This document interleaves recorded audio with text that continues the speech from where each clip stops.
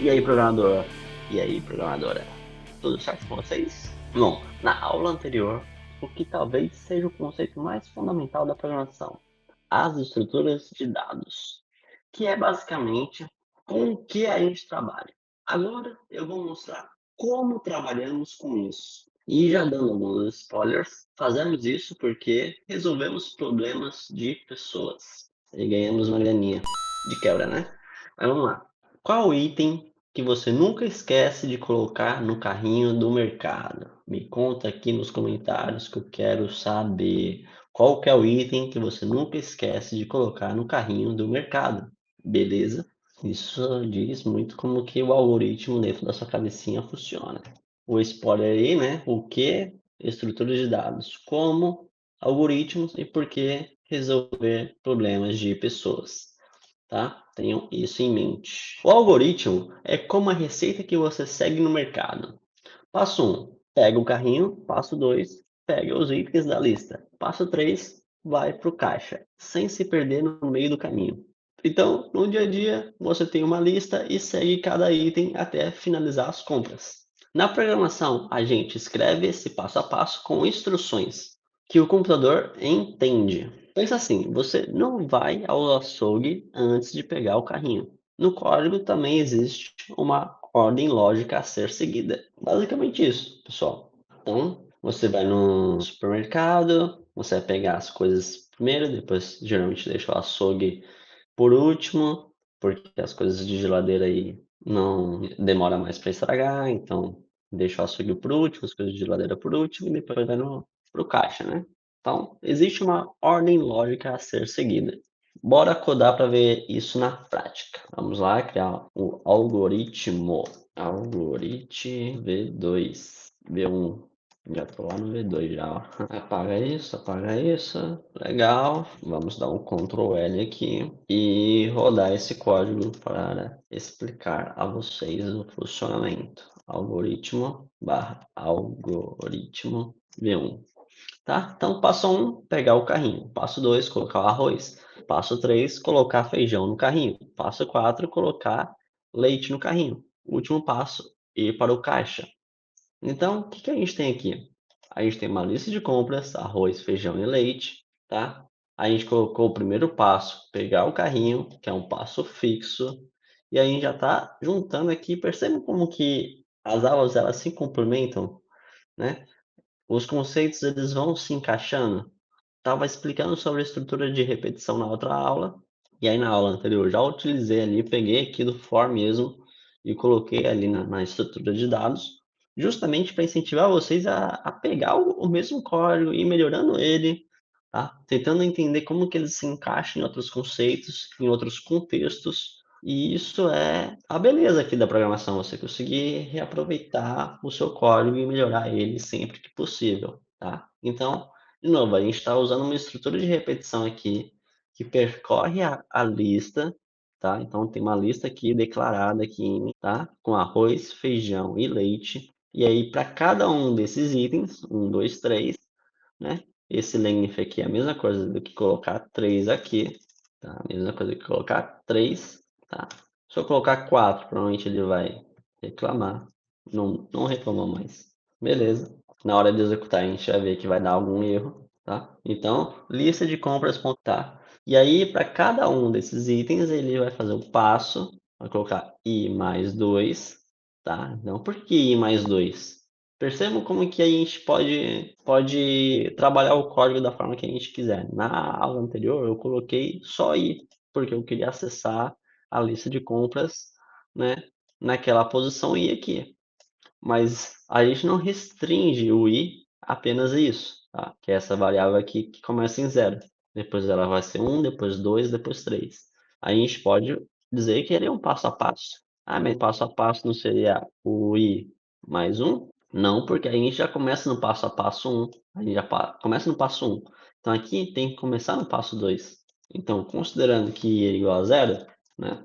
Então, i mais 2 vai ser o passo 2.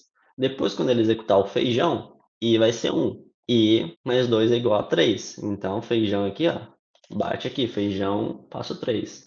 E para o leite, a mesma coisa. Então, quando ele for executar o 3, o i vai ser 2. 2 mais 2 igual a 4. Parece muito simples, e de fato é. Mas pensando de forma isolada é muito simples. Mas quando você compõe isso com texto, é onde você coloca uma complexidade. Então, o que que nós temos aqui?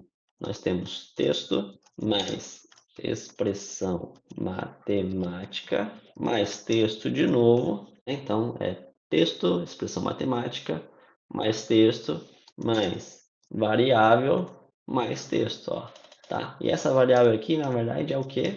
É um item da lista sendo acessado via índice, o que a gente já viu na aula anterior. Então, percebe que conforme vocês vão aprendendo um conceito, vocês têm a possibilidade de complementar ele, tá? Isoladamente, eles são bem simples. Só colocar um texto aqui, só fazer um cálculo, só acessar um item na lista, mas as coisas vão tomando forma quando você. Eita, acho que fiz alguma coisa errada aqui. Quando você compõe eles, né? Para criar algo automático, tá? Então aqui a gente tem 3 itens. Pô, tem que escrever passo um, passo 2, 3, 4, 5, 6. Não, pô, é só vir aqui e adicionar mais um macarrão, adicionar mais um café, adicionar mais um açúcar, salvar o código e executar, viu? Ele se complementa. 2, 3, 4, 5, 6, 7 e o último passo, ir para o carrinho. Aqui é um esqueminha aqui, ó, né? O último passo, ir para o caixa. O que eu poderia fazer? O último, eu posso fazer assim, passo, e olha que legal. Ele já sugeriu aqui para mim, mais lista de compras if mais igual a 2, né? Mais 2. Significa que ele vai pegar o tamanho da lista e colocar mais 2. E aí vai dar passo 8, viu? Ah, Lucas, mas eu não posso colocar só passo 8 aqui? Posso colocar só passo 8 aqui, de fato, né? Só que qual que é a beleza disso, né? Como que eu sei que esse vai ser o passo 8 sempre? Se eu apagar aqui algum item, 2 itens, um item que seja, ó, vai ficar 8 ali ainda, tá vendo? Ele apagou o 7 e o 8 continua. Eu tenho que vir aqui e atualizar, sendo que com essa expressão aqui, ele já se torna muito mais automático. Então eu posso apagar aqui e ó, 5, 6, viu? Ao invés de colocar 8, ele colocou 6. Então ficou automático, sem esforço, sem alteração. Entende? Então, sempre que der, tentem utilizar cálculos, tentem deixar automatizado para o programa fazer isso para você, tá? E dessa forma ele também se torna personalizável para qualquer um que for utilizar. Na minha lista pode ter arroz, feijão, leite e macarrão, mas na lista de fulano ou na sua lista pode ter outras coisas, entendeu? Pode ter vegetais, pode ter nugget, pode ter brócolis, pode ter, enfim, as possibilidades são infinitas, né? A gente criou um array, os itens da lista de compras, tá? A gente declarou um array, a gente mostrou no console o primeiro passo, que é pegar o carrinho, usamos um laço for para repetir o processo de adicionar cada item na lista, e no final mostramos o último passo, ir para o caixa. E aí a gente já até fez até uma melhoria para ele colocar um número ao invés de colocar o último passo, né? Tá? Então, momento de fixação, tá? Vamos lá. Pontos importantes. Algoritmo é uma sequência de passos bem definidos. Então percebe que a gente colocou, declarou lá a variável, escreveu uma coisa, fez o for, e aí o for executa uma, duas, três, o tamanho ali que tiver da lista, e depois coloca o último item da lista, né? Que é ir para o caixa. E você usa algoritmos todos os dias para seguir uma receita de bolo, uma receita de culinária, né? Montar um móvel ou até atravessar o supermercado na ordem mais rápida, né? Então envolve uma estratégia ali também de qual usar, de como usar o algoritmo, né? De como construir um algoritmo. Então, a gente usa e constrói algoritmos o tempo todo na nossa vida, no nosso dia a dia. E na programação, algoritmos são a base de tudo, de apps simples até sistemas mais complexos. Bora codar de novo. Exemplo 2, Ctrl C, Ctrl V, né? Vamos renomear esse carinha aqui para V2. E agora que o negócio fica legal. Agora que o negócio fica legal, tá? Vou apagar isso aqui e apagar isso aqui. Então aqui a gente também tem um for, tá? Limpou D2 e Enter. Eita. fecha, adicionando arroz de R$ 20, adicionando feijão de R$ 10, adicionando leite de R$ 6 e total da compra R$ 36. Vamos ver como que ele fez isso, tá? Isso daí eu fiz de uma maneira diferente agora, né? Só executei o código, viu que ele cuspiu e agora que eu vou analisar o código. Você pode fazer das duas formas, tá? O que for melhor para você. Tá? Analisar o código primeiro ou ver o resultado e depois analisar o código. Então, o que acontece? A gente tem uma lista, a gente está declarando uma lista de produtos, tá? Então, a gente sabe que é uma lista, a gente sabe que é um array, porque tem esses constraints, tá? E a gente sabe que são objetos por conta dessas chaves. Então, é um objeto que tem dois atributos, nome e preço, tá?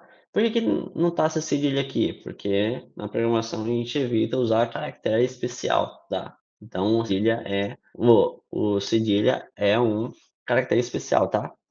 E eu acredito que seja até possível usar, só que não é aconselhável, tá? Então, preço, tá? E se for usar preço do item, se for fazer uma coisa mais composta, né? Preço do item, tá? Mas a gente deixa mais simples possível. Nome, arroz, preço 20, tá? Percebam que arroz está em string e o preço está em número, né? Está em int. Por quê? Porque para calcular, se tivesse entre aspas, seria texto e ele não iria calcular, tá?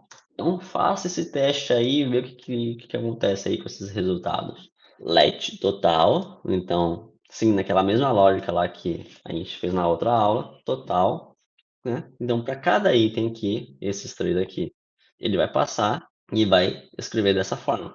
E ele vai pegar o preço. E olha só que interessante.